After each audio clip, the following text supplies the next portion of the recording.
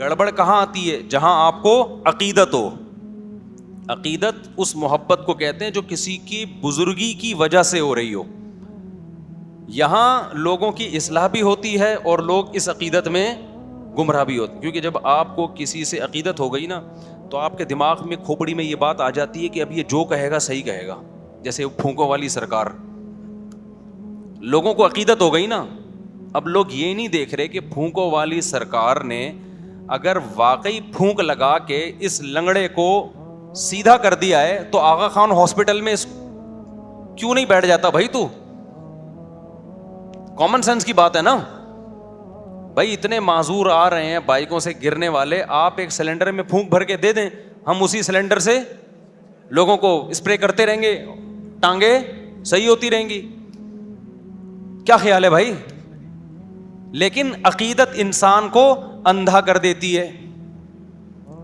بس لوگوں نے فرض کر لیا پہنچی ہوئی سرکار ہے یہ, اب پہنچی ہوئی ہے تو جو مردی جھوٹ بولتی رہے سرکار, بکواس کرتی رہے, الو بناتی رہے, لوگ نہیں پیچھے ہٹنے والے. وہ آیا تھا نا کہ کوئی عراقی آیا تھا کچھ دن پہلے, وہ پھونکو لگا لگا کے بڑے ہی اس کی تعریف ہے, جی پھونک لگاتا ہے تو یہ ہو جاتا ہے. میں نے کہا 2 نمبر آدمی ہے. کہہ رہے نہیں حضرت آپ کو کیا پتا. تو میں نے کہا بھائی کون سی کرامت کی قسم ہے؟ کرامت کا صدور کبھی کبھار کسی سے ہو جاتا ہے, وہ بھی بزرگ ہو. یہ تو آیا کرامت سینٹر کھولا ہوا ہے اس نے تو پورا, تو کرامت سینٹر کھول لیا اس نے بھائی پورا. تو اتنی کرامتیں تو قرآن میں اہل اللہ کی بیان نہیں ہوئی ہیں جی. ہر ایک کوئی ٹھیک کرتا جا رہا ہے اور جو مسئلہ ہو اس کا حل اس کے پاس موجود ہے. لیکن ہمارے بڑے بڑے لوگ متاثر تھے, اس کے بعد جب بھاگا ہے تو پتا چلا کہ یہ بھی ڈرامہ تھا. تو یہ عقیدت ہے انسان کو کیا کر دیتی ہے؟ اندھا. اللہ کرے بیوی کو شوہر سے عقیدت ہو جائے, کیا خیال ہے؟ یہ نہیں ہوتی, پتہ نہیں کیا مسئلہ ہے. محبت تو کرتی, عقیدت نہیں. عقیدت کا مطلب کہ بھائی بس محبت ہے, میرے بچوں کا باپ ہے, زیادہ بزرگ نہیں مانتی اس کو کہ جی عقیدت میں پاگل ہو جائے کہ میرے بہت میاں بہت اچھے بچے کیا ہیں. بھائی محبت ہے مجھے, میرے بچوں کا باپ ہے, گیس بجلی کا بل دے دیتا ہے, بہت اچھا آدمی ہے. محبت ہے اس وجہ سے, بیوہ نہیں ہونا چاہتی, طلاق بھی نہیں چاہتی. عقیدت نہیں ہوتی ہے. عقیدت کس سے ہوتی ہے؟ علماء سے, بزرگوں سے, مذہبی رہنماؤں سے. اب جس سے عقیدت ہو گئی وہ اگر ٹھیک ہے تو آپ اس سے عقیدت کی وجہ سے ٹھیک ہو جاؤ گے, اور جس سے عقیدت ہوئی ہے وہ اگر 2 نمبر ہے تو آپ اس سے عقیدت کی وجہ سے گمراہ ہو جاؤ گے. اس لیے عقیدت بہت محبت کر لو جس سے چاہو, اتنا بھی نہیں ہے کہ جس سے چاہو کرو, لیکن اس میں وہ اتنی خطرناک چیز نہیں ہے. عقیدت کرنے سے پہلے نا, کسی کو اچھا سمجھنے سے پہلے, اس کی بزرگی کا عقیدہ دل میں بٹھانے سے پہلے بہت دفعہ سوچو, پرکھو اس کو 20 طریقے سے. اسی وجہ سے ہم یہ کہتے ہیں کہ کسی کو بزرگ مان لینا, یا بزرگ مان لینے میں تو حرج نہیں ہے, بزرگ بنا لینا کہ اس سے اصلاحی تعلق قائم کر لینا.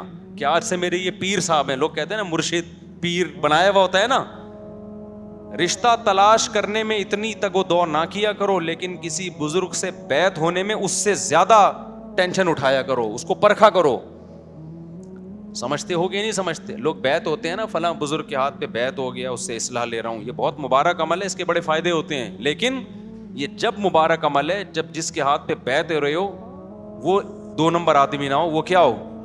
وہ 1 نمبر ہو. اس کے پاس علم بھی کامل ہو اور عمل بھی کامل ہو اور اصلاح کرنا بھی جانتا ہو اور سوسائٹی کا بھی علم ہو. 4 چیزیں ہیں اس زمانے میں کسی کو بزرگ بنانے کے لیے.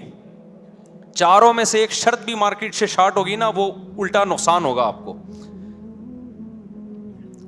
میں پہلے مثال سے سمجھاتا ہوں, اصل ٹاپک کی طرف آ رہا ہوں, یہ بات بیچ میں آ گئی نا. دیکھو جب آپ کسی سے جسمانی علاج کراتے ہو, بزرگ کیا کہتے ہیں؟ جس سے روحانی علاج کرایا جائے. روحانی کا مطلب وہ جن چڑیل بھوت والا نہیں, وہ تو بزرگ ہوتے ہی نہیں ہے. اس کے لیے شرط ہے کہ بزرگ نہ ہو تو ہوگا وہ. روحانی کا مطلب یہ ہے کہ دل سے دنیا کی محبت نکل جائے, نیک اعمال کا شوق پیدا ہو جائے, گناہوں سے نفرت ہو جائے. کبھی گناہ اگر خدا نخواستہ ہو جائے تو توبہ کے بغیر سکون نہ ملے, صدقات و خیرات کا جذبہ پیدا ہو جائے, دولت کی محبت نکل جائے, شہرت کی محبت نکل جائے, دنیا کو مسافر خانہ سمجھنا شروع کر دے, جنت کی لالچ پیدا ہو جائے, جہنم کا خوف پیدا ہو جائے, سستی کاہلی جو عمل میں ہو رہی ہے وہ سستی چستی میں تبدیل ہو جائے. اس عمل کو روحانی علاج اور اصلاح کہا جاتا ہے شریعت کی روشنی میں. انسان کی زندگی کے دو پہلو ہیں, ایک جسمانی اور ایک روحانی. جسمانی ڈاکٹر ڈاکٹر کہلاتے ہیں, روحانی ڈاکٹر بزرگ کہلاتے ہیں. سمجھ میں آ رہی بات کہ نہیں آ رہی ہے؟ صحابہ کرام جسمانی علاج حکیم اور طبیب سے کرواتے تھے, روحانی علاج کے لیے اللہ نے کس کو بھیجا؟ محمد صلی اللہ علیہ وسلم کو.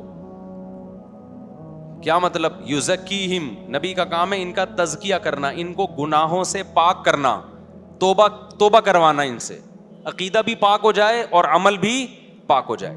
تو یہ روحانی. تو نبی کے بعد صحابہ روحانی معالج تھے, تابعین کے بعد تابعین تبع تابعین کے لیے. یہ سلسلہ سینہ بسینہ آج تک چلا آ رہا ہے. یہ جو 4 سلسلے ہیں نا, نقش بندی, قادری, سہراوردی اور چشتی, یہ چاروں سلسلے اسی کی کڑی ہیں. ایک کہ باقاعدہ پھر اہل اللہ نے, اللہ والوں نے اس کو باقاعدہ ایک مرتب کیا, اس کو ایک نظام بنایا. جیسے فقہ پہلے بکھرا ہوا تھا نا, فقی مسائل, لیکن اس بکھرے ہوئے کام کو فقہا نے سمیٹ کے 4 سلسلوں میں بند کر دیا. حنفی, مالکی, شافعی, حنبلی, چاروں برحق ہیں. تو ایسے ہی جو اصلاح امت کا کام تھا نا, جس کو تصوف نام دیا جاتا ہے, یہ روحانی علاج کہا جاتا ہے, یہ بھی بکھرا ہوا تھا. تو یہ 4 سلسلوں میں کیا ہو گیا؟ بند ہو گیا. چشتی, قادری, سہراوردی اور نقش بندی, اس میں بڑے بڑے بزرگ گزرے ہیں. اب جیسے یہ جو 4 سلسلے حنفی, مالکی, شافعی, حنبلی, اس میں بڑے بڑے فقہا گزرے ہیں لیکن بدعتی بھی گزرے ہیں.